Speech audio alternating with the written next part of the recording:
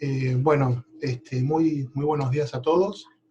Hoy vamos a empezar con la parte referida a capital de trabajo. Así que yo voy a inaugurar la unidad de capital de trabajo. Así que en este primer video vamos a intentar explicar, con referencia al capital de trabajo, todo lo que tiene que ver con definición de capital de trabajo, ciclo de conversión, ciclo operativo y ciclo de efectivo de capital de trabajo, y vamos a intentar explicar algunos lineamientos generales referidos a por qué es importante invertir en capital de trabajo, qué relación tiene con el flujo de fondos, qué relación tiene con el valor de la empresa. Y en la segunda parte, que vamos a intentar explicar en otro video posterior, que lo vamos a hacer en un ratito, la idea es expresar las diferentes, contarles, digamos, cuáles son las diferentes políticas de capital de trabajo que puede tener una empresa, y bueno, y intentar explicarles, digamos, la relación entre tres puntos importantes que son la rentabilidad, el riesgo y la liquidez. Así que bueno, vamos a comenzar entonces.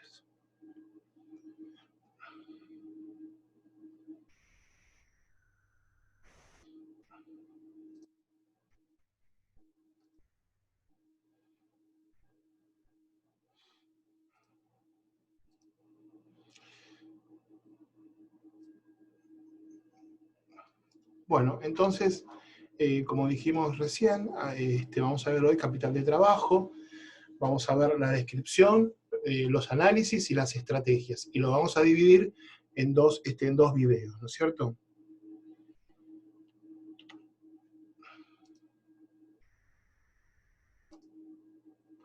Los objetivos de aprendizaje que nos vamos a plantear en esta unidad son: ¿por qué es importante que tengamos una buena administración de capital de trabajo? ¿Qué decisiones involucra el ciclo operativo y el ciclo de efectivo, ¿no es cierto?, de la empresa? ¿Qué efectos produce el capital de trabajo sobre el flujo de fondos libres y por ende sobre el valor de la empresa? ¿Y cuáles son las diferentes políticas de capital de trabajo que podemos aplicar para tener ahora lo que se llamaría un trinomio, no un binomio, sino un trinomio, que sería rentabilidad, riesgo y liquidez? Bueno, para comenzar la clase, me gustó, digamos, mostrar esta imagen, ¿sí? Que tiene que ver con las decisiones de capital de trabajo.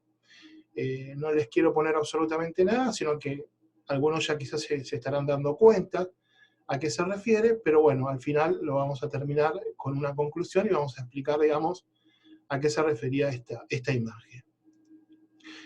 Bueno, las decisiones estratégicas de la empresa que vimos hasta ahora eran las referidas a presupuesto de capital y estructura de capital. Entonces, la primera decisión que tenemos, gran decisión estratégica, que no tiene que ver con capital de trabajo, pero que es la primera gran decisión, es en qué activos vamos a invertir a largo plazo, activos fijos, y cómo los vamos a financiar. Tiene que ver con la estructura del negocio, digamos, a qué actividad se va a dedicar el negocio. Estos temas fueron tratados, sobre todo la parte de estructura de capital, en clases anteriores. Posteriormente, ahora lo que vamos a tratar es las decisiones de capital de trabajo. Entonces, lo primero que tenemos que entender, es que comprender, es que primero que el capital de trabajo es una decisión de inversión.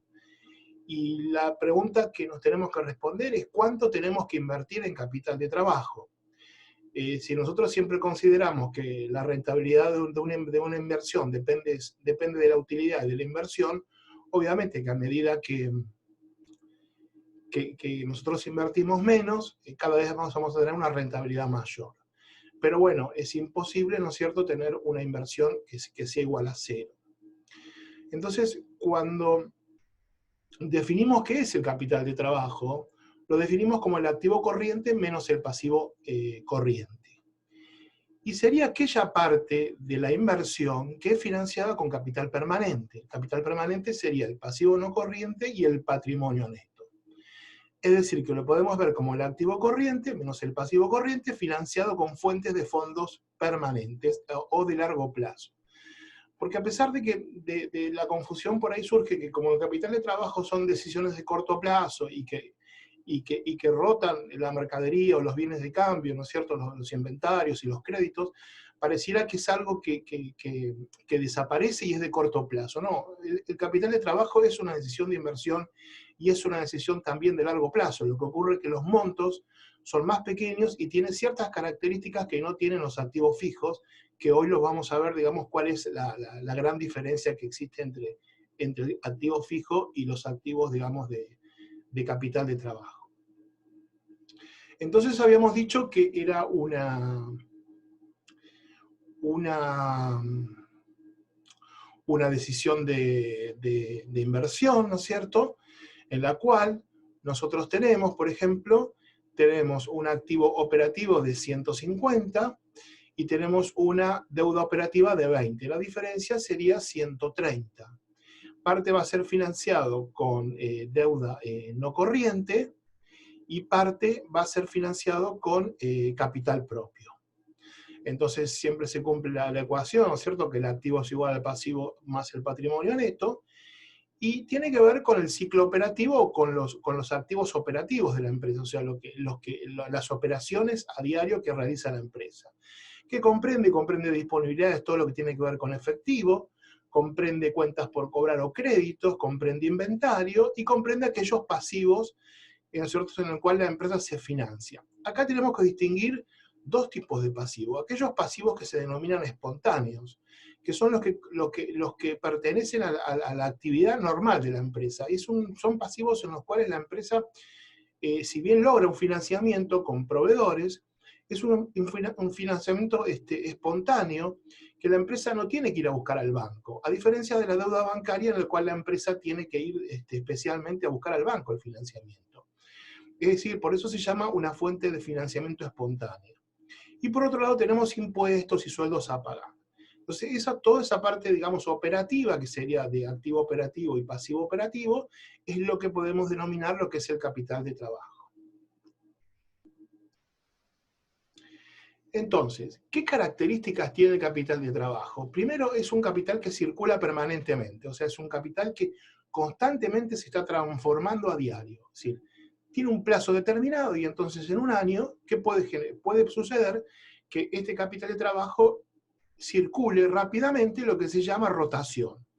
Es decir, a medida que rota más, que es el tiempo en que tarda una partida, digamos, o un bien en desaparecer y volver a aparecer, se llama rotación y está siempre expresado en veces.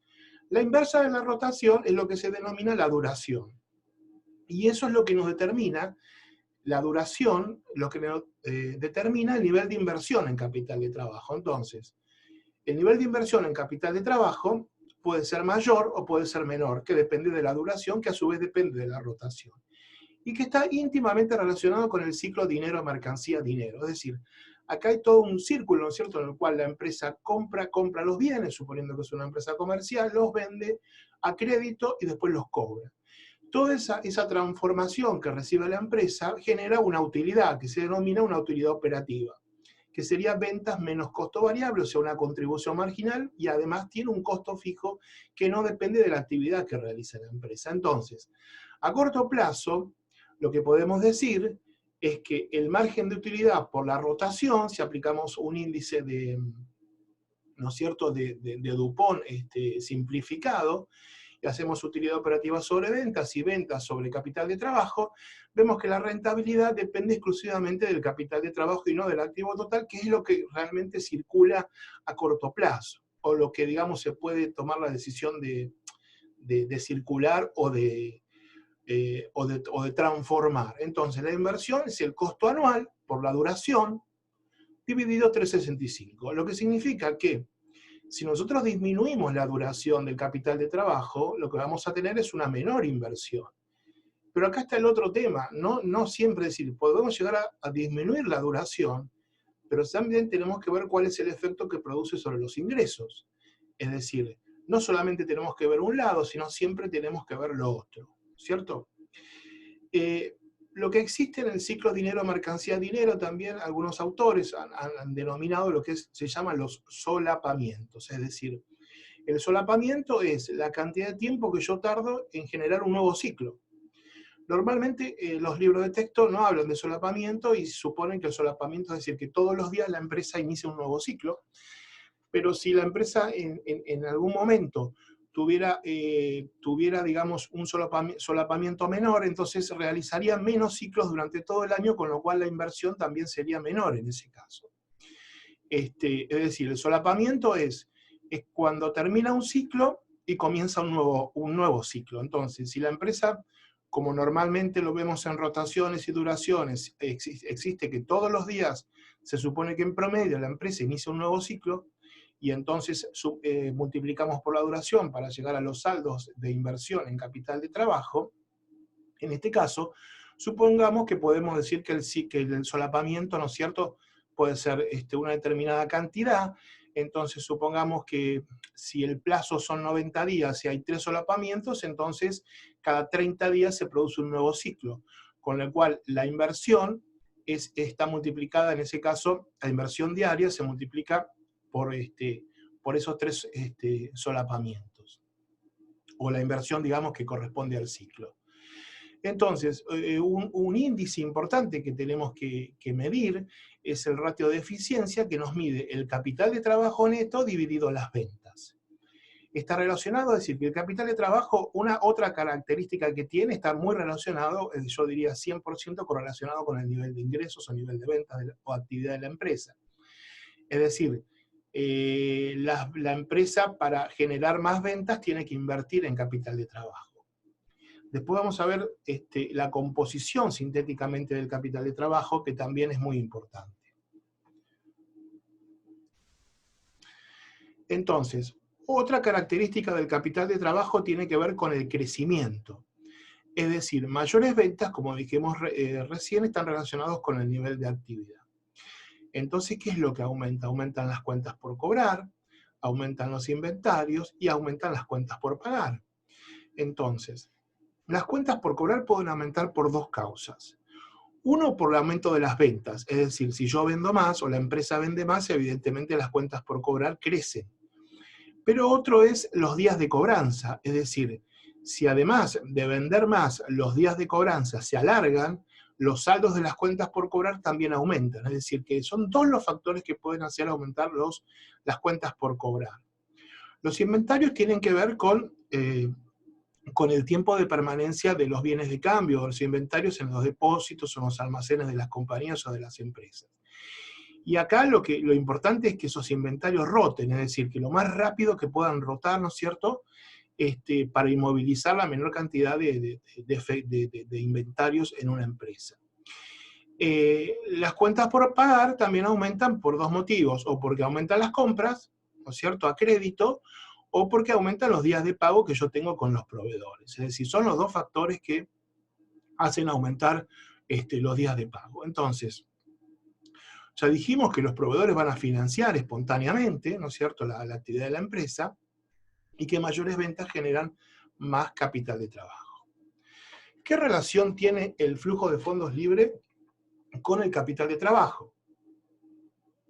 Entonces, vimos en clases anteriores, creo que fue la primera clase que dimos presencial o la segunda, vimos el flujo de fondos libre, y vemos que dentro del flujo de fondos libre, ¿no es cierto?, menos los impuestos no pagados que se reparte entre los acreedores y los accionistas, la variación del capital de trabajo se encuentra aquí en la mitad. Es decir, como dijimos anteriormente, es una inversión. Es una inversión que está relacionada con el flujo de fondos libres, es decir, que está relacionado con el flujo de fondos operativo libre, está relacionado con el valor de la empresa. Y si yo dijera, bueno, y entonces si esto está restando, sería digamos, el razonamiento más simple. Cualquier persona diría, pero si esto resta, entonces ¿por qué no lo disminuimos? Bueno, no lo disminuimos porque en realidad tiene que ver con el EBIT por 1 menos T, que el EBIT por 1 menos T está relacionado con las ventas menos los costos. Entonces, si yo disminuyera acá, seguramente también se disminuyera acá arriba. Y además podría tener otros inconvenientes como problemas financieros, por menor liquidez, etcétera, etcétera. Es decir que no es un problema, ¿no es cierto?, de decir, bueno, yo lo reduzco a 0 porque entonces voy a tener mayor flujo de fondos libres y el valor de la empresa va a aumentar. Entonces, está relacionado también con los ingresos, con las ventas, con los costos, ¿no es cierto? El capital de trabajo. Vamos a ver lo que es el ciclo operativo y el ciclo de efectivo. Son dos conceptos muy importantes, porque los dos conceptos muy importantes nos van a determinar también, digamos, cuál es la inversión que yo tengo en capital de trabajo. El ciclo operativo es el tiempo que tarda, digamos, la empresa desde que compra los inventarios hasta que los cobra. Es decir, independientemente de las fuentes de financiamiento, supongamos que si la empresa compra los inventarios y los mantiene 45 días y luego los vende a crédito y tiene 45 días para cobrarlo, lo que tenemos es un ciclo operativo de 90 días. Entonces eso quiere decir que la empresa tiene que financiar esos 90 días desde que si le pagara el proveedor de contado, ¿no es cierto? Si le pagara el proveedor de contado el primer día que compra los bienes de cambio, los inventarios, tendría 90 días que financiar esas inversiones. Es decir, necesitaría ir al banco para buscar financiar esas inversiones. Ahora, ¿qué sucede si los proveedores espontáneamente no financian una parte de esas inversiones? Por ejemplo, si el proveedor me financia por 30 días. Entonces quiere decir que si el periodo de financiación es de 30 días, el ciclo operativo menos el ciclo de efectivo es de 60 días. Es decir, que ahora lo que nosotros tenemos que ir a buscar al banco son 60 días, no son 90 días. ¿Para qué? Para que nos financie ese desfasaje de tiempo. Ahora, esto tiene que ver también no solamente con los días. Como dijimos anteriormente, las duraciones tienen que ver con los niveles de inversión. Entonces, en la medida que yo logre disminuir los ciclos operativos y los ciclos de efectivo, voy a poder disminuir las inversiones.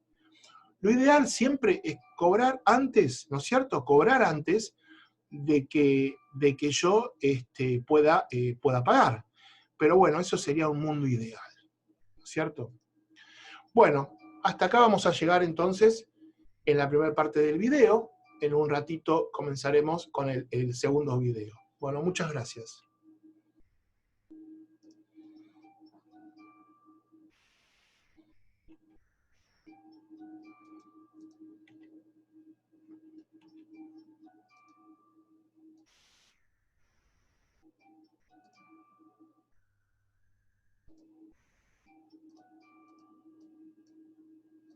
Sí.